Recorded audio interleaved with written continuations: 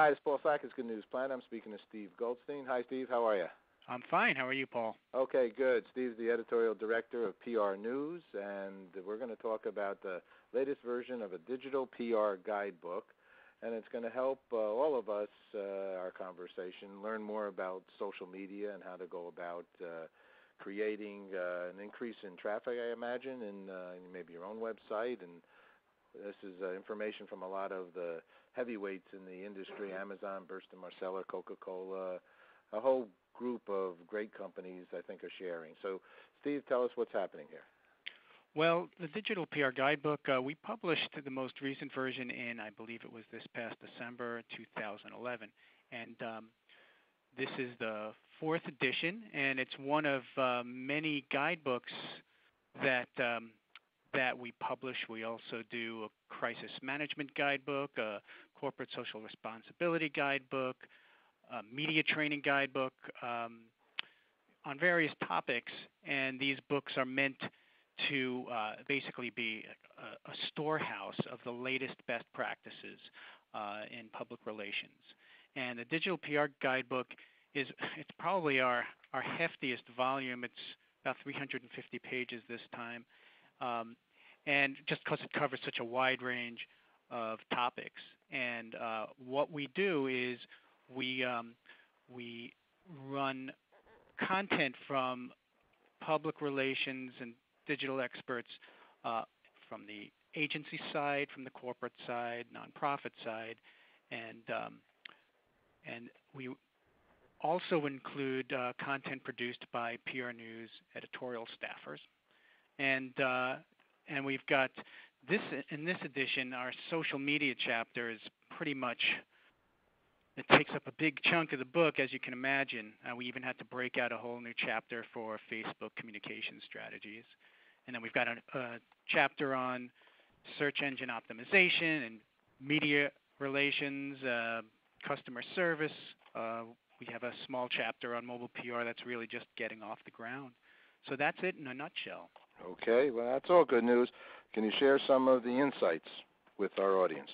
Well, when it comes to social media, what most of the experts are saying is that it's not an option. First of all, you need to, if you're in a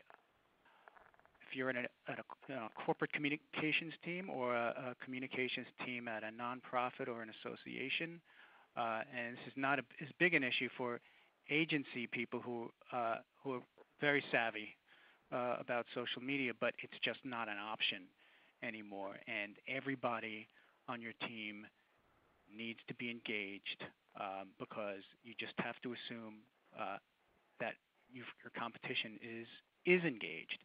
The other thing is most of the experts are saying, you've got to move beyond just amassing followers on Twitter and getting people to like your page on Facebook. The most important thing is to engage, to keep a personal touch, and to listen. Listening is always good in every industry, in every business, and every profession, right? That's right. In fact, I was as a producer on a soap opera one time, famous Larry Auerbach, who helped create soap operas. He said the most important thing as an actor is to be a good listener. So when your fellow actor speaks, you want to be listening to what they have to say, especially in a soap opera, which sounds alike every 2 weeks, right? You need to hear what they have to say so you can follow the conversation. But it also shows I love the word engaged, and it also shows that you, in essence, you care about what they say, right? When you say, okay, I understand that, or blah, blah, blah, you have some kind of an emotional relationship. Right. Well, and also if you're not listening and you're not engaging, well, there are plenty of people who are going to be talking about your company, your brand, what matters to you. They're going to be having that conversation without you. It's just going to go on with or without you. And anybody who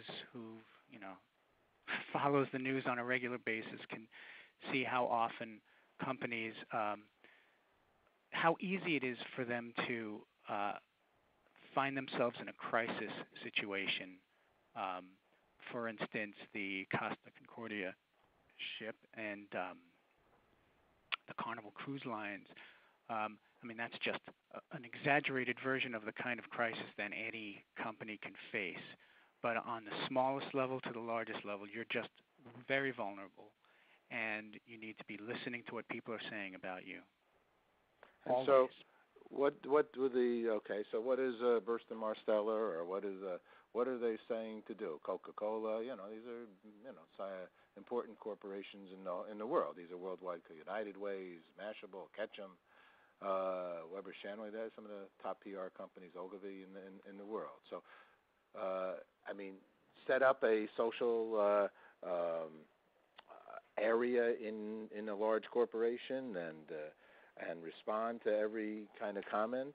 No, actually, what most of what I'm hearing and what's in the book and what I see at our own conferences, because we have a lot of conferences too, and webinars, is that you don't really want to wall off, like just have one person be your social media expert. You need to get as many people involved as possible, and it needs to be a day-to-day activity. And you don't just post a comment on your Facebook page and not look at your page again for the rest of the day. You need to build it into your daily work habits to see what people are saying and engage with them, because it's not only protecting your reputation, it's increasing engagement and just giving that personal touch to your brand. At one point I had heard say, like on a YouTube type of a thing, they can put a negative comment. They can curse. They can say very, very not nice things, right?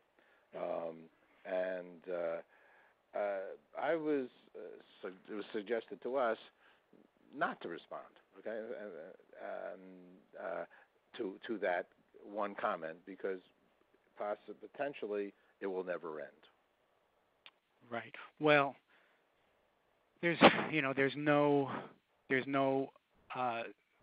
answer that covers every situation.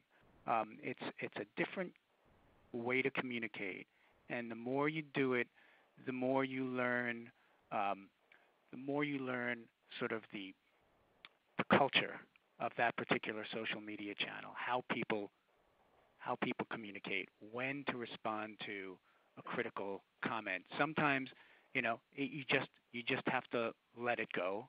You can't control the conversation, and also you want to look at how influential that person might be. I mean, you can do a search on that person's name, and if they're like a very well-known blogger with a lot of followers and a big fan base, well, it's not the sort of comment you want to ignore. Now, if it just gets ugly, most of the experts say you communicate with that person on that channel and try to move it offline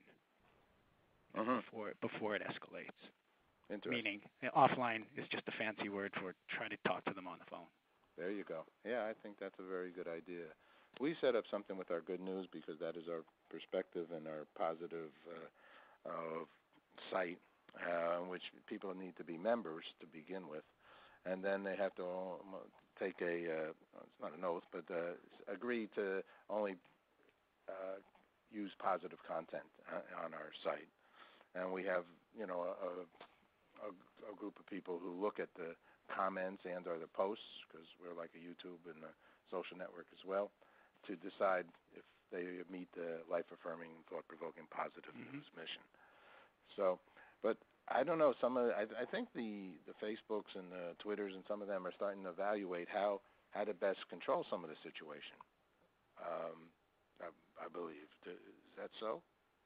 Well, they don't like Twitter is. There was just a story in the news today that they're going to be, I guess, deleting some tweets in certain areas around the globe that have might not have as much freedom of expression. That doesn't really. It's not a huge issue in this country. Basically, it's an open forum. Facebook does have some firm policies about things you can do and can't do And that's another thing everyone needs to learn is Facebook's policies. If you're going to, let's say, run a contest on your page, it's very easy to run afoul of Facebook's policies, and they can just shut down your page, and you lose all your followers and have to start from scratch. Another big issue is any organization whose employees are spending part of their workday on social media, you need to have a social media policy in place that just lays it out, what's acceptable, what's not acceptable for employees at that company, and that needs to be, you need to consult with legal on that. It's a worthwhile investment to make, and in the book we do run a couple of examples of social media policies. Excellent. Now, and this book is available for all to purchase? Well, it's available for all to purchase if you go to prnewsonline.com. There's a tab that says PR Press, and you click on that tab, and that lists all of the guidebooks that we have available. And the Digital PR Guidebook, Volume 4, is available on that page. And we'll be publishing about 8 or 9 more guidebooks this year.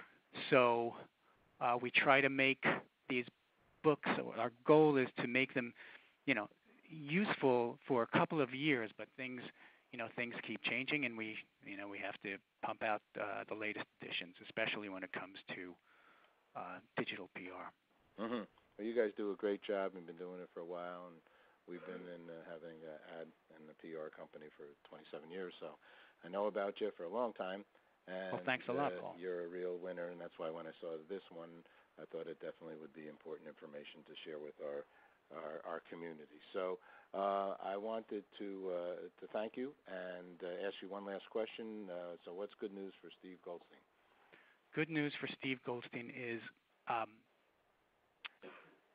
I find myself enjoying, I didn't think it would happen, but I find myself getting addicted to Twitter in a good way, just sharing our own content, articles that I've written, other people's content, and you just get some, it's like an ego boost when people retweet your tweets and choose to follow you, and it sort of like taps into a basic human need for approval, I guess. So I guess I've got a weakness for that, like most people.